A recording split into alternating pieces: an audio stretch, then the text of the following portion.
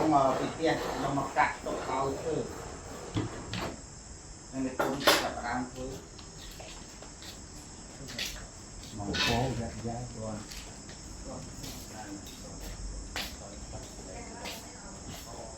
nấu mai nấu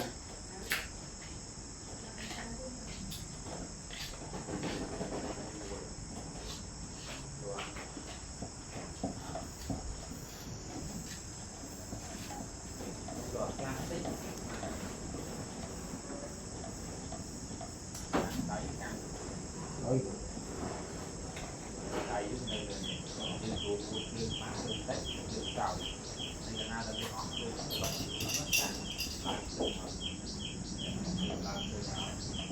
bây giờ